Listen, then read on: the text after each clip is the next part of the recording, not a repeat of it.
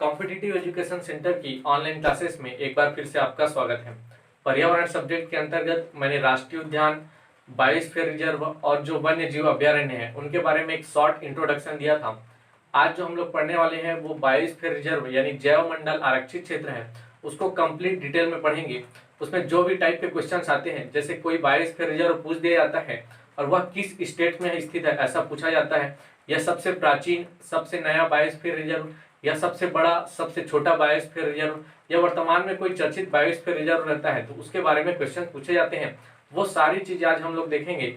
और अगर हम लोग वर्तमान में संख्या की बात करें तो जो बायोस्फीयर रिजर्व है उसकी भारत में संख्या है 18। ये संख्या आप याद रखिएगा। वर्तमान में भारत में बायोस्फीयर रिजर्व की संख्या है 18, और इस 18 में से जो 11 बायोस्फीयर रिजर्व है वो यूनेस्को द्वारा एक प्रोग्राम चलाया गया था, मैन एंड बायोस्फीयर प्रोग्राम, जिसका उद्देश्य था मानव और पर्यावरण के बीच संबंध स्थापित करना या संबंध को बढ़ावा देना।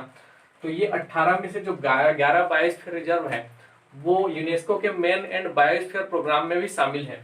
तो ये आप संख्या याद रखिएगा 11, ठीक है। ये इसकी संख्या पहले 10 थी, लेकिन वर्तमान में कंचनजंगा को भी जोड़ा गया है मैन एंड बायोस्फीयर प्रोग्राम से, तो इस प्रकार इसकी संख्या हो चुकी है 11। बायोस्फीयर रिजर्व क्षेत्र क्या होते हैं तो इसके बारे में मैंने बताया था कि ऐसा क्षेत्र जहां जीवों, वनस्पतियों के साथ साथ सूक्ष्म जीवों का भी जब संवर्धन और संरक्षण किया जाता है तब उसे बायोस्फीयर रिजर्व क्षेत्र कहते हैं। और इसे 3 जोन में बांटते हैं हम लोग। ये 3 जोन है बायोस्फीयर रिजर्व क्षेत्र के। ये जो आंतरिक पार्ट है यह कहलाता है कोर जोन। कोर जोन, इसके बीच वाला पार्ट है यह है बफर जोन। बफर जोन, और जो अंतिम बाहरी पार्ट है यह है ट्रांजिशन जोन। ट्रांजिशन जोन, ठीक है। ट्रांजिशन जोन के बारे में मैं पहले भी बता चुका हूं कि इस क्षेत्र में मानवीय क्रियाकलाप की अनुमति होती है, अर्थात मानव यहाँ चाहे तो निवास भी कर सकता है, परंतु यहाँ बस किसी प्रकार के उद्योग की स्थापना नहीं की जा सकती। ये चीज याद रखिएगा कि किसी प्रकार के उद्योग की स्थापना ट्रांजिशन जोन में नहीं की जा सकती। बाकी मानवीय क्रियाकलापों के लिए ट्रांजिशन जोन की में छूट रहती है। उसके बाद बफर जोन की बात करते हैं तो बफर जोन में याद रखिएगा मानवीय क्रियाकलाप तो नहीं, बट यहाँ पर्यटन की अनुमति होती है। इस क्षेत्र में पर्यटन किया जा सकता है, यानी जो बफर जोन है वह पर्यटन की दृष्टि से खुला रहता है। जबकि कोर जोन की बात करें तो कोर जोन में मानव प्रवेश पूर्णतः प्रतिबंधित रहता है, अर्थात यहाँ आप प्रवेश भी नहीं कर सकते। मानव प्रवेश कोर जोन में पूर्णतः प्रतिबंधित रहता है। यहाँ केवल जो अनुसंधान के क्षेत्र के व्यक्ति रहते हैं, जो अधिकारी रहते हैं, वही केवल कोर जोन में प्रवेश कर सकते हैं इस कोर जोन में। तो ये तीनों जोन के बारे में याद रखिएगा। अगर हम लोग इसके बायोस्फीयर रिजर्व जो 18 है उसको एक एक करके देखेंगे अभी मैप में, आप ट्राई कीजिएगा कि मैप में वो सारी चीज याद हो। फिर उसके बाद हम लोग देखेंगे कि कौन सा बायोस्फीयर रिजर्व पहले स्थापित हुआ। अभी हम लोग जो देखेंगे 18 बायोस्फीयर रिजर्व वो नॉर्थ से साउथ तक ऐसे ऊपर से नीचे क्रम में आते जाएंगे, तो आप इसी में ही साथ साथ याद करते चलिएगा। और हम लोग देखते हैं बायोस्फीयर रिजर्व के बारे में। पहला बायोस्फीयर रिजर्व की बात करें तो ये है हिमाचल प्रदेश। अभी हो सकता है ये स्टेट समझने में आपको थोड़ा परेशानी हो, लेकिन आप जैसे इंडिया का मैप देखते हैं उसी तरह का इसको देखिएगा। और यहाँ पर एक स्टेट है हिमाचल प्रदेश, और हिमाचल प्रदेश में एक बायोस्फीयर रिजर्व है जिसका नाम है कोल्ड डेजर्ट। कोल्ड डेजर्ट, इसका हिंदी मीनिंग होता है शीत मरुस्थल। शीत मरुस्थल। तो एक बायोस्फीयर रिजर्व याद रखिएगा आप हिमाचल प्रदेश में, जिसका नाम है कोल्ड डेजर्ट या शीत मरुस्थल। उसके बाद आते हैं तो ये बगल में ही एक स्टेट है उत्तराखंड, और उत्तराखंड में एक याद रखिएगा नाम नंदा देवी। नंदा देवी। 2 बायोस्फीयर रिजर्व मैंने बताए, एक कोल्ड डेजर्ट बताया हिमाचल प्रदेश में और एक नंदा देवी बताया उत्तराखंड में। फिर आगे बढ़ते हैं तो ये है सिक्किम, और सिक्किम में है जो एक माउंट एवरेस्ट पर्वत है, सॉरी हिमालय पर्वत है। इधर तो माउंट एवरेस्ट नेपाल में है, इसी हिमालय पर्वत की एक ऊंची चोटी है कंचनजंगा। तो कंचनजंगा के नाम से ही एक बायोस्फीयर रिजर्व भी है यहाँ सिक्किम में। तो 3 हो गए, कोल डेजर्ट, नंदा देवी और कंचनजंगा। फिर आगे आते हैं, तो ये जो राज्य है यह है अरुणाचल प्रदेश।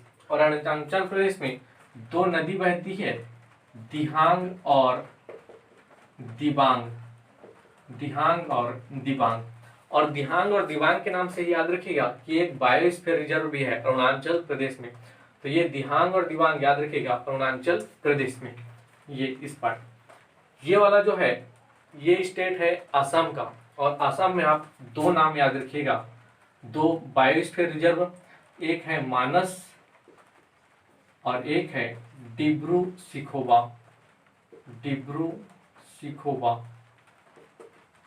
डिब्रू सिखोवा।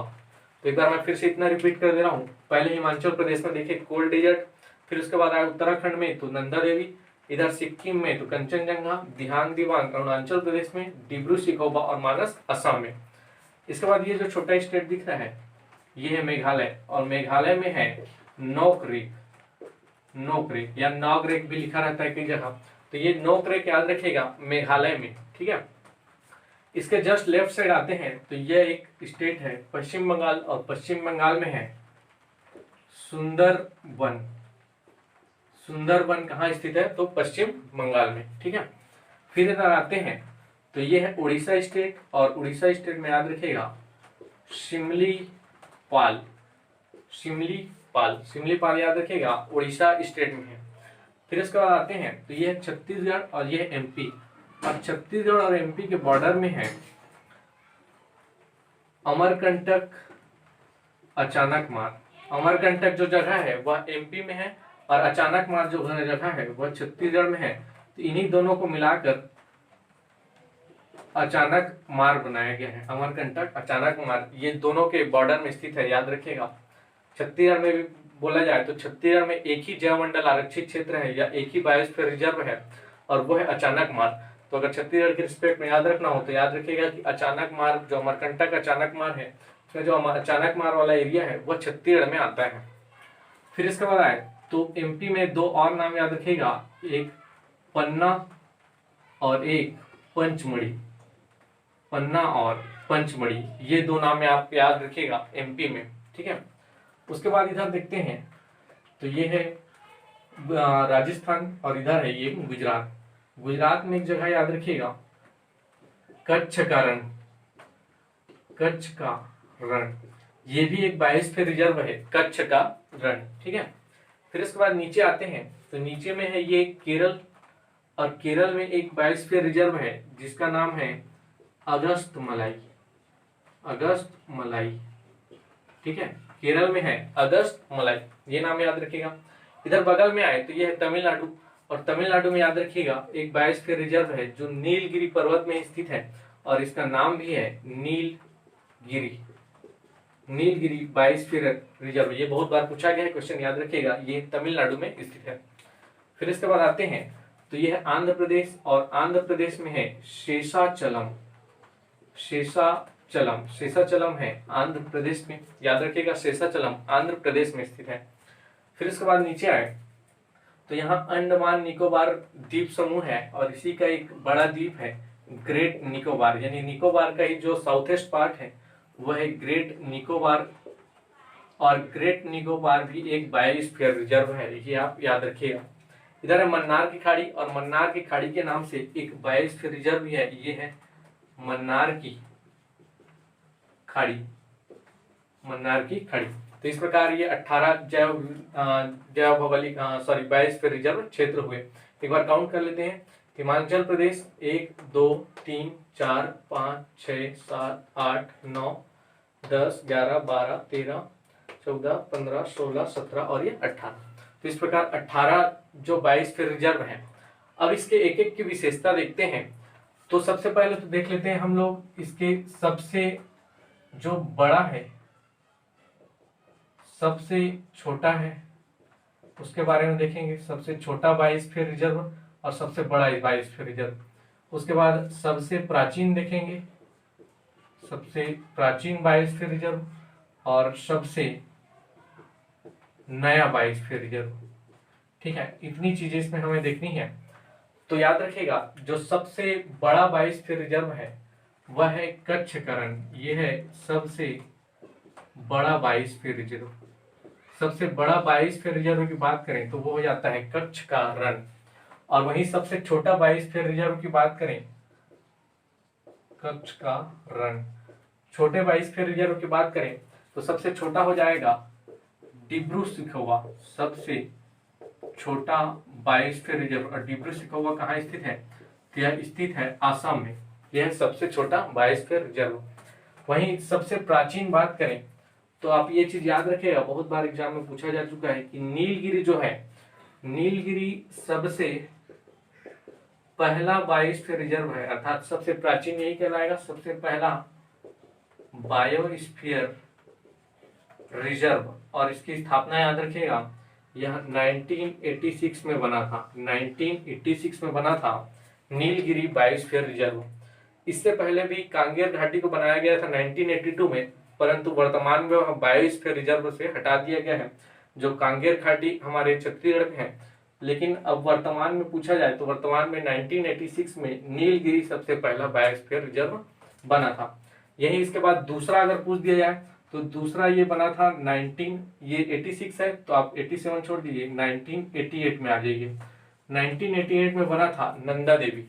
नंदा देवी जो है ये सेकंड बायोस्फीयर रिजर्व है। तो फर्स्ट और सेकंड याद रखिएगा, नीलगिरी पहला, नंदा देवी दूसरा। 1982 में ये जो नोक रेक है इसकी भी स्थापना हुई थी। तो 1982 में दो याद रख लीजिए आप, नंदा देवी और नोक रेक, ये दोनों की स्थापना हुई थी 1988 में। ठीक है, अब उसके बाद देखते हैं सबसे नया। तो सबसे नया है पन्ना। पन्ना जो एमपी में स्थित है, यह 2011 में बायोस्फीयर रिजर्व बनाया गया था और यही है सबसे नया बायोस्फीयर रिजर्व। तो ये सारी चीजें आप याद रखिएगा। इसके अतिरिक्त कभी कभी यहाँ पाए जाने वाले प्रमुख जीवों के बारे में पूछ दिया जाता है। तो दो जगह मैं आपको बता रहा हूँ जो अक्सर पूछे जाते हैं, ये नंदा देवी, और नंदा देवी में याद रखिएगा हिम तेंदुआ पाया जाता है। हिम तेंदुआ, यहाँ मैं स्टार लगा दे रहा हूँ, यह है हिम तेंदुआ। और हिम तेंदुआ पाया जाता है नंदा देवी क्षेत्र में। जबकि सफेद तेंदुआ पूछा जाए तो सफेद तेंदुआ पाया जाएगा, सफेद तेंदुआ पाया जाएगा, यह पाया जाएगा सिमलीपाल में। सिमलीपाल में सफेद तेंदुआ, और हिम तेंदुआ बोला जाए तो नंदा देवी क्षेत्र में। अब इसके बाद एक चीज मैंने बताया कि जो 11 जो बायोस्फीयर रिजर्व है भारत की, वो मेन एंड बायोस्फीयर प्रोग्राम से संबंधित है। इसका कहने का मतलब है जो 7 है वो हमारे डोमेस्टिक है, यानी घरेलू बायोस्फीयर रिजर्व ही है। इनका संबंध मेन एंड बायोस्फीयर प्रोग्राम से नहीं है। तो इन 7 को मैं बता रहा हूं, तो बाकी 11 जो बच जाएंगे वो मेन एंड बायोस्फीयर प्रोग्राम से संबंधित होंगे।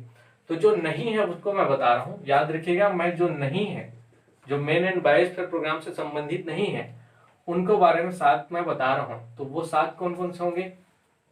एक आप याद रखिएगा कच्छ करण, एक कोल्ड डेजर्ट, यानी इधर सबसे पहले जो बताया कोल्ड डेजर्ट, फिर इसके नीचे आ जाइए कच्छ करण, ये 2 हो गए।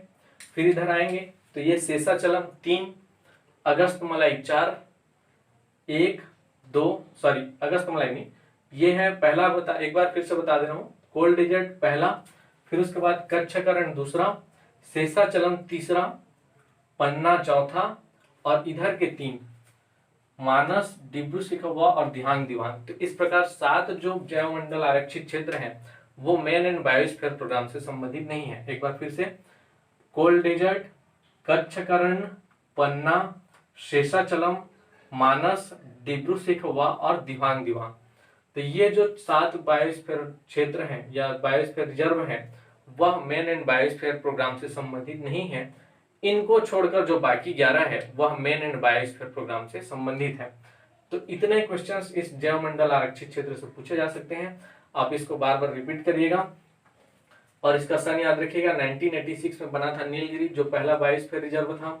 उसके बाद 1988 में नंदा देवी बना था और नॉक रेक बना था, लेकिन जो सेकंड में बना था वो नंदा देवी था।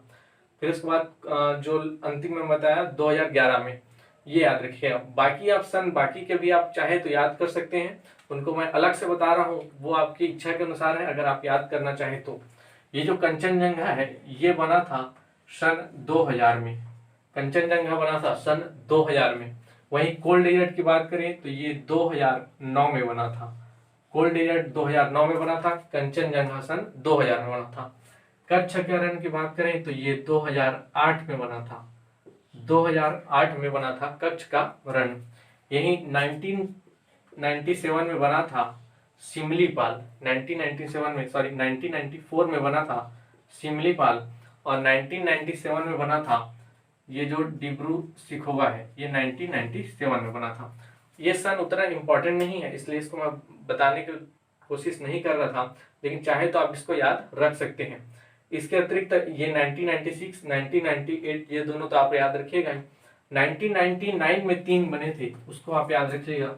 1989 में, सॉरी 1989 में 3 बने।